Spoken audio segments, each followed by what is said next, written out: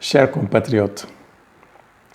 Alors que j'étais en train de réfléchir sur les effets du multipartisme intégral en Guinée, je suis tombé sur un article du professeur Sidiki Kobele Keita traitant justement du sujet. À sa lecture, j'ai été frappé par la convergence des points de vue que nous avions sur le thème. J'étais aussi ravi de constater que cette situation si délétère et qui représente une menace pour notre démocratie est en train de retenir l'attention des milieux intellectuels en Guinée. Et les pistes de solutions offertes par le professeur Kobele Keita semblent être des plus intéressantes et surtout qu'elles peuvent nous conduire à une solution satisfaisante de cet imbroglio politique. Alors, si j'interviens aujourd'hui dans ce débat, c'est parce qu'il y a deux aspects sur lesquels l'auteur a sciemment lésiné, mais qui restent néanmoins essentiels pour l'équilibre et l'objectivité de cette argumentation. Il y a d'abord le fait que le professeur Sidiki Kobele Keita n'a pas remis ce problème dans son véritable contexte historique. Il a préféré faire un raccourci et entretenir le flou sur la question. Est-ce pour ménager les autorités actuelles? Je n'en sais rien.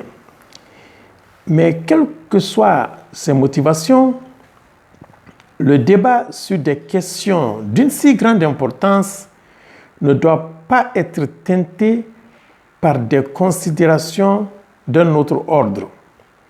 Tout doit être rendu textuellement tel que cela a été.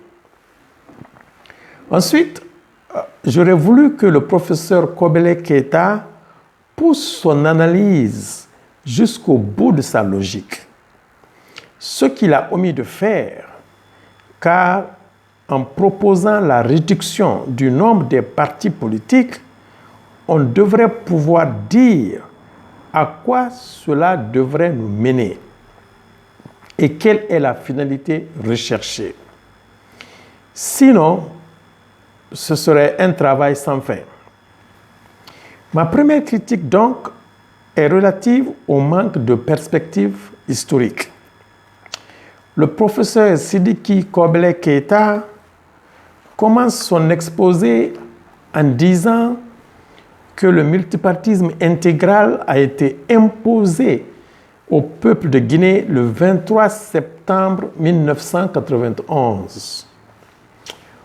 Omettant de replacer les choses dans leur contexte et sans donner le moindre détail, il dit tout simplement que le multipartisme intégral actuel a été instauré par la violation flagrante de l'article 95, alinéa 1, deux partis politiques, de la loi fondamentale, adoptée par le référendum du 23 décembre 1990.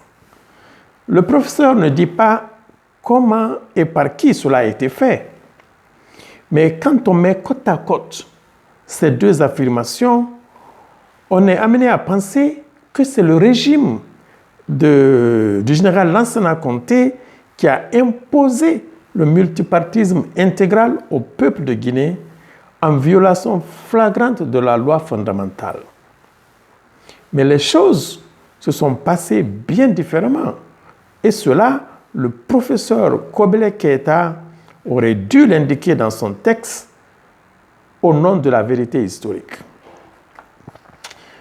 Dans son projet d'élaboration de la loi fondamentale en 1990, le régime du président Lansana Conté a proposé le bipartisme qui, selon certaines définitions, est la répartition des forces politiques d'un pays en deux partis dominants. Pour Lansana Conté et ses collaborateurs, ce système de gouvernement serait un antidote à l'émergence des partis ethniques qui, on le craignait, pouvaient saper les fondements de l'unité nationale.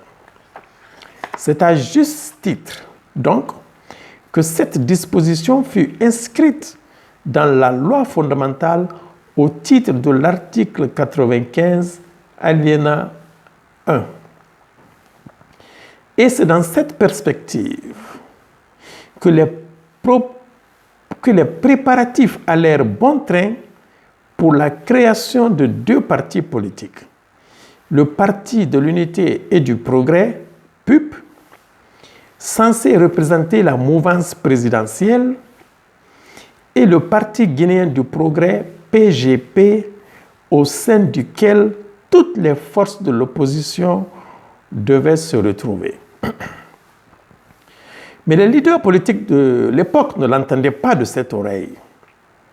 Ils vont s'opposer à la mise en place du bipartisme en dénonçant les intentions inavouées du régime de créer une opposition de convenance et d'accompagnement.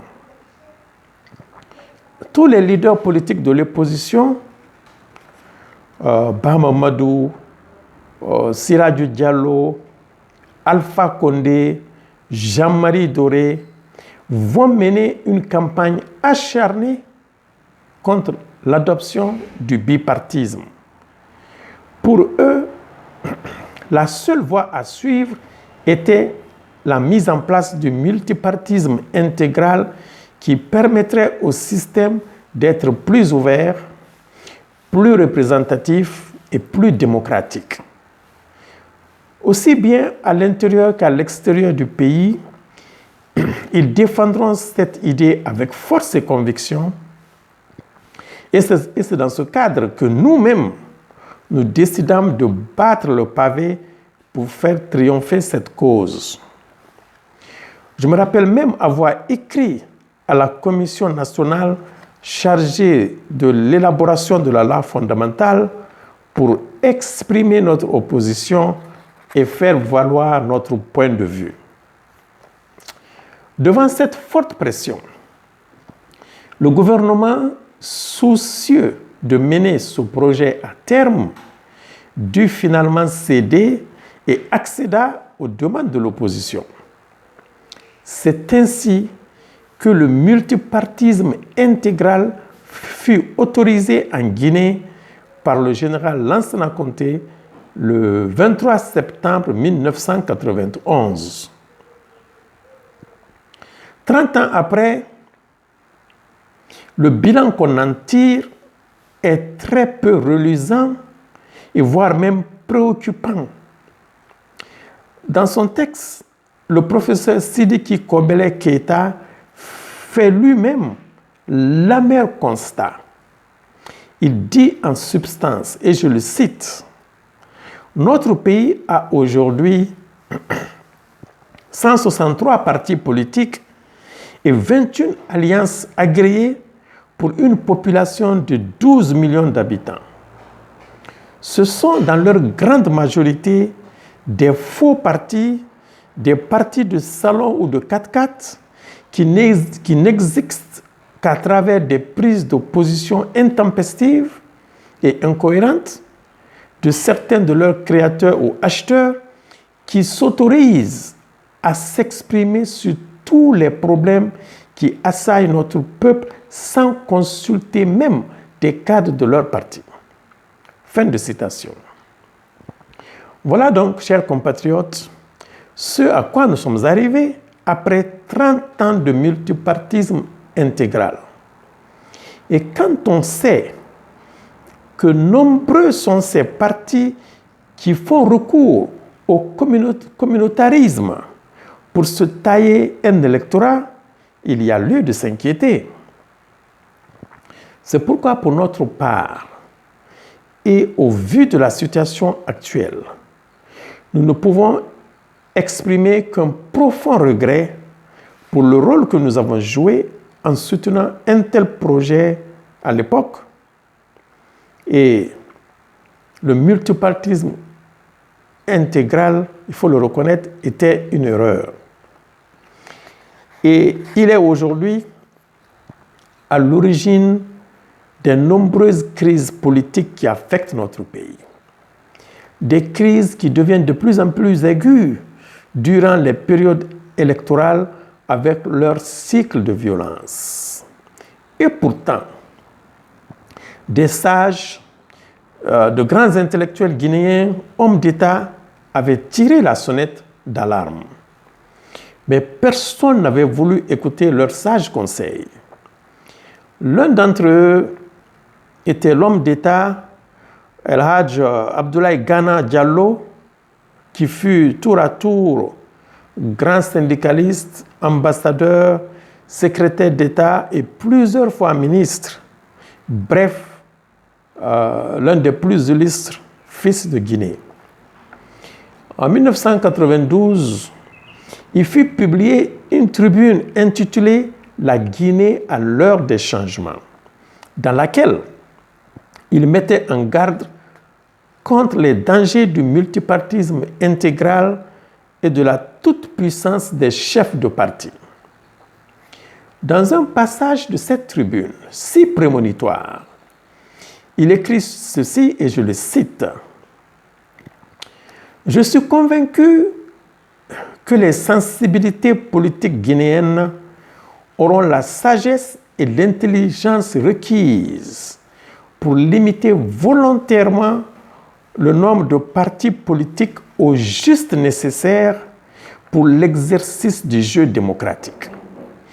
Et que ces partis ne se créeront pas seulement pour élire des chefs et se disputer le pouvoir, mais qu'ils œuvrent à un véritable programme de consolidation de la liberté, de la démocratie, de la justice sociale, du développement et de la solidarité. » Fin de citation. C'était un appel qui venait du fond du cœur, mais personne ne voulut suivre ces sages conseils. Le drame de la Guinée, c'est que les intellectuels sont peu écoutés et tout ce qui compte, c'est l'intérêt politique immédiat. Et bien souvent, au détriment des populations qui sont ainsi lésées. Venons-en maintenant à ma seconde critique de l'exposé du professeur Sidiki Kobele Keita. Ici, je m'efforcerai d'être aussi bref que possible.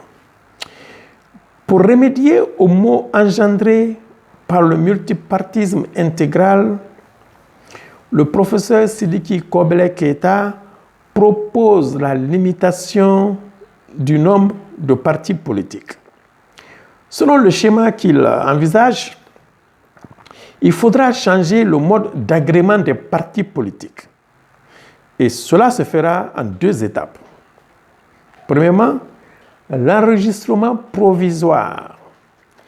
Les partis politiques qui souhaitent être agréés se font d'abord enregistrer au ministère de l'administration du territoire et de la décentralisation, ce qui leur donnera le droit de se présenter aux élections présidentielles, législatives et communales.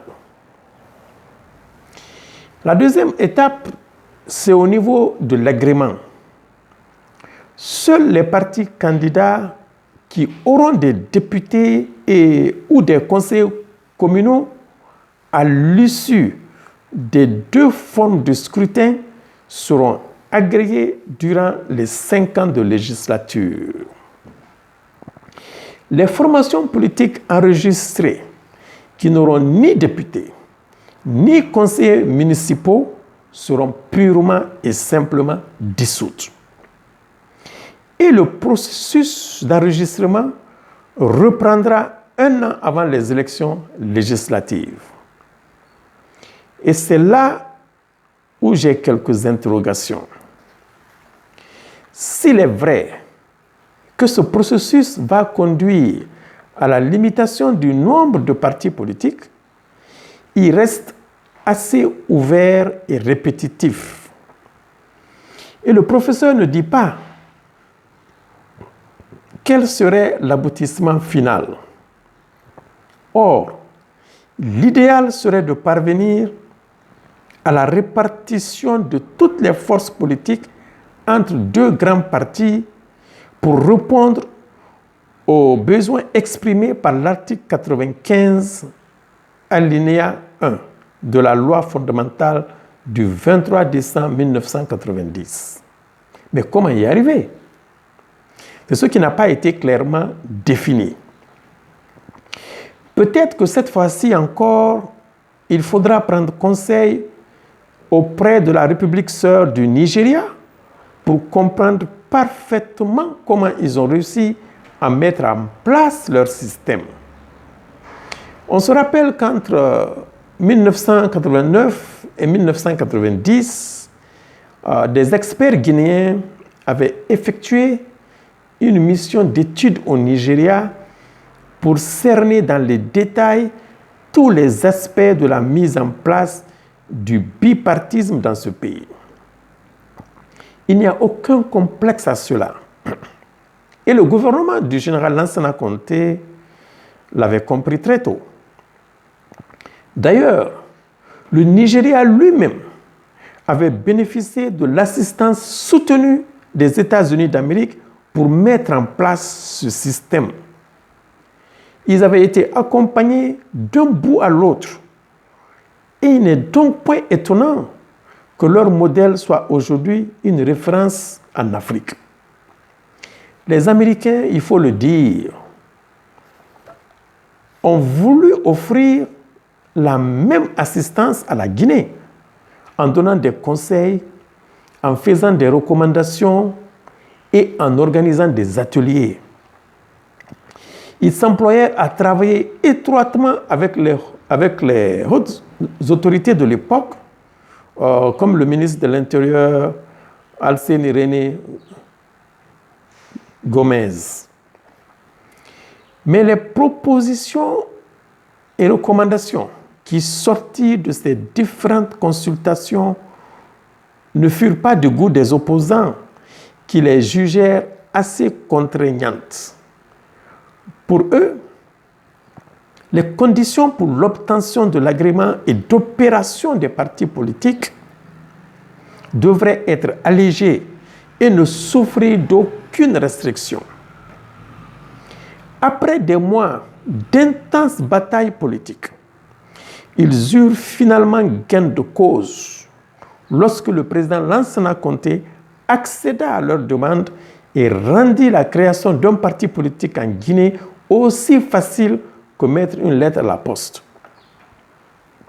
Certes, quelques garde-fous avaient été mis en place, mais là aussi, il faut dire que le ministère de l'administration du territoire et de la décentralisation n'a jamais véritablement joué son rôle de régulateur de la vie politique. Voilà donc, chers compatriotes, comment nous sommes arrivés à ce multipartisme sauvage qui menace les fondements de notre jeune démocratie. Bien qu'il soit exagéré de dire que le multipartisme intégral est la source de tous les conflits qui assaillent le peuple de Guinée, je pense que les pistes de solutions offertes par le professeur Sidiki Kobele Keïta constituent déjà un bon départ pour limiter le nombre de partis politiques au juste nécessaire pour l'exercice du jeu démocratique. Ceci pour reprendre la formule de l'ancien ministre Abdoulaye Gana Diallo. Il est à espérer que les autorités et toute la classe politique sauront entendre raison cette fois-ci et que cet appel du professeur Sidiki Kobele Keïta sera suivi d'effet. Il y a péril en la demeure et il est temps d'agir. Vive la refondation, vive la République, vive la démocratie, vive la Guinée. Je vous remercie.